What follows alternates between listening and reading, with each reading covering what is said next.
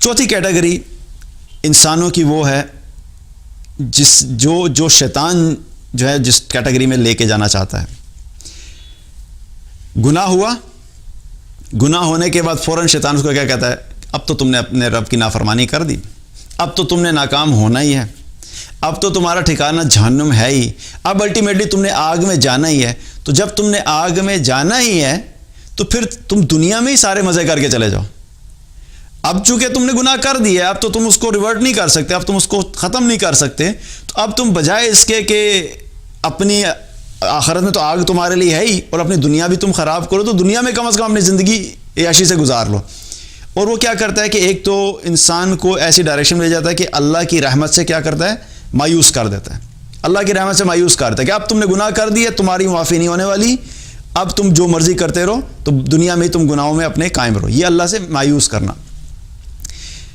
ابن قیم رحمۃ اللہ علیہ نے فرمایا کہ شیطان تمہیں 2 دفعہ دھوکہ نہ دینے پائے. پہلی دفعہ دھوکہ کیا ہے کہ اس نے تم سے گناہ کروایا، اس نے رب کی نافرمانی کروائی، یہ پہلا دھوکہ. اور دوسرا دھوکہ کیا ہے کہ نافرمانی کروانے کے بعد، گناہ کروانے کے بعد اللہ کی رحمت سے مایوس کرنا، یہ دوسرا دھوکہ ہے. تو اپنے آپ کو اس دھوکے سے بچانا ہے، ہم نے ان دونوں دھوکوں سے بچانا ہے. گناہ ہو گیا تو کیا ہے کہ اللہ کی رحمت سے مایوس نہیں ہونا، مایوس نہیں ہونا. اللہ تعالیٰ نے بہت جگہوں پہ اپنی رحمت کا ذکر کیا ہے اور اپنے ایسے لوگوں کو ایڈریس کیا ہے کہ جو گناہ گار ہیں. قرآن میں اللہ تعالیٰ نے ایمان والوں کو بھی ایڈریس کیا ہے اور گناہ گاروں کو بھی ایڈریس کیا ہے. اور ایک جگہ پہ اللہ تعالیٰ نے قرآن میں فرمایا قُلْ يَا عِبَادِيَ الَّذِينَ أَسْرَفُوا عَلَىٰ أَنفُسِهِمْ لَا تَقْنَطُوا مِن رَحْمَةِ اللَّهِ إِنَّ اللَّهَ يَغْفِرُ الذُّنُوبَ جَمِيعًا إِنَّهُ هُوَ الْغَفُورُ الرَّحِيمُ. اے میرے وہ بندو جنہوں نے اپنی جانوں پر ظلم کیا ہے، جنہوں نے اپنے آپ کو گناہوں میں ڈبو دیا ہے، لا تقنطوا من رحمت اللہ، تم اللہ کی رحمت سے مایوس مت ہونا، وہ تمہارے سارے کے سارے گناہ معاف کر دے گا، وہ بڑا غفور رحیم ہے، بڑا معاف کرنے والا ہے. لیکن کا 2 کام کر لو، وَأَنِيبُوا إِلَىٰ رَبِّكُمْ وَأَسْلِمُوا لَهُ، اپنے رب کی طرف پلٹ آؤ، اپنے رب کی طرف پلٹ آؤ اور اپنے آپ کو سبمٹ کر دو، اپنے آپ کو اللہ کے سامنے جھکا دو. اب اس کے بعد دوبارہ گناہ کے راستے پہ مت جاؤ. یہ کام کر لو تو اللہ تعالیٰ نے کیا فرمایا کہ تمہارے سارے گناہوں کو معاف کر دے گا. یہ اللہ کی رحمت اپنے ان لوگوں کے لیے، اپنے ان بندوں کے لیے جو گناہ گار ہیں. یہ پہلی سٹیج ہے رحمت کی. پھر اس سے آگے کی بات اللہ تعالیٰ نے کی. یہاں تو کہا نا اللہ تعالیٰ نے کہ سارے گناہ معاف کر دے گا. جب ہم کہتے ہیں نا سارے گناہ معاف کر دے گا، تو ہم گناہوں کے میگنیچیوڈ کو یا گناہوں کے والیوم کو ہم امیجن نہیں کر پاتے. کتنے گناہ، سارے گناہ کہتے ہیں تو انسان اس چیز کو سمجھ نہیں پاتا کہ سارے کتنے گناہ ہیں. اس میں وہ احساس نہیں ہوتا کہ کتنے گناہ. اس کے باوجود انسان بتا ہے ایسا سارے گناہ ہیں، فلاں معاف ہوگا کہ نہیں ہوگا، یہ والا معاف ہوگا کہ نہیں ہوگا. پھر اللہ تعالیٰ نے ایک حدیث قدسی میں بتایا کہ گناہ کتنے تم گناہ کرو. ایک حدیث قدسی میں نبی صلی اللہ علیہ وسلم نے فرمایا کہ اللہ تعالیٰ فرماتا ہے کہ اے میرے بندے، تو اتنے گناہ کر کہ تو زمین بھر دے. ایک روایت میں آتا ہے زمین بھر دے، اور ایک روایت میں آتا ہے کہ اتنے گناہ کرو کہ آسمان بھر دے، یعنی آسمان تک تیرے گناہ چھونا شروع ہو جائیں. تو اے میرے بندے، تو اتنے گناہ کر کے تو ان گناہوں سے زمین کو بھر دے، اور نہ صرف زمین کو بھر دے بلکہ تیرے گناہ آسمان تک پہنچ. اب یہ آپ سوچیں کہ کتنے گناہ ہوں گے. کوئی انسان اتنے گناہ کرے کہ اس کے گناہ سے پوری زمین بھر دی جائے، اور پھر اتنی ہو کہ نہ صرف زمین بھر دی جائے بلکہ اس کے گناہ آسمان تک پہنچ جائے. آسمان تک، پہلے آسمان کو آج تک کسی نے ٹچ کیا ہے؟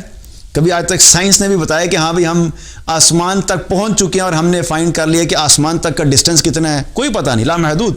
لیکن اتنے گناہ کر لو، کوئی کر نہیں سکتا لیکن کر لو.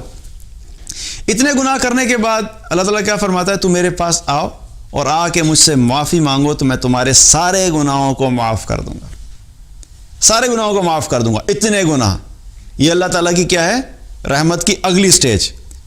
پچھلی آیت میں کیا تھا کہ میں سارے گناہ معاف کروں گا، لیکن حد نہیں بتائی کہ کتنے ہونے چاہیے. اس حدیث قدسی میں کیا پتہ لگتا ہے کہ اتنے گناہ ہوں کہ زمین بھر دو اور آسمان تک چلے جائیں. اتنے گناہ کر کے اور تب بھی میں سارے معاف کر دوں گا. یہ اللہ کی رحمت کی اگلی سٹیج پتہ لگی. اس سے ایک اور اگلی سٹیج ہے اللہ کی رحمت کی. اس سے اگلی سٹیج قرآن میں اللہ تعالیٰ نے مختلف جگہوں پہ مختلف گناہوں کا ذکر کیا، اور ایک جگہ پہ اللہ تعالیٰ نے 3 بڑے گناہوں کا ذکر کیا: شرک، قتل، زنا. 3 بڑے گناہ. اور ان 3 گناہوں کا ذکر کرنے کے بعد اللہ تعالیٰ نے فرمایا اِلَّا مَن تَابَ وَآمَنَ وعمل عملا صالحا فاولئک یبدل اللہ سیئاتہم حسنہ، کہ اتنے گناہ کرنے کے بعد بھی اگر کوئی شخص توبہ کرے، توبہ کرنے کے بعد ایمان لے آئے اور نیک اعمال کرنا شروع کر دے، تو اللہ تعالیٰ کیا فرماتا ہے کہ میں اس کے تمام گناہوں کو نیکیوں میں تبدیل کر دوں گا، تمام گناہوں کو نیکیوں میں تبدیل کر دوں گا۔ پہلی آیت میں کیا پتہ لگا کہ سارے گناہ معاف کروں گا، لیکن میگنیچیوڈ نہیں پتہ، والیوم نہیں پتہ کتنے۔ حدیث قدسی سے کیا پتہ لگا کہ اتنے گناہ کرو، زمین بھر دو، آسمان تک پہنچ جائیں، سارے گناہ معاف ہو جائیں گے، یہ اگلا لیول۔ اور تیسرا لیول کیا پتہ لگ رہا ہے کہ تمہارے سارے گناہوں کو میں نیکیوں سے تبدیل کر دوں گا۔ یہ اللہ تعالیٰ کن سے بات کر رہا ہے؟ گناہ اسی کے تبدیل ہوں گے نا جس کے گناہ ہوں گے، تو گناہ جو کرتا ہے اس کو کیا کہتے ہیں؟ گناہ گار۔ تو جب گناہ گاروں کے لیے اللہ کی اتنی رحمت ہے تو آپ سوچیں کہ جو نیک اعمال کرنے والے ہوں گے ان کے لیے اللہ کی کیا رحمت ہوگی۔ تو یہاں پہ کیا پتہ لگتا ہے کہ ہم نے اگر کوئی گناہ ہو گیا ہے تو توبہ کریں اور اللہ کی رحمت سے مایوس نہیں ہونا۔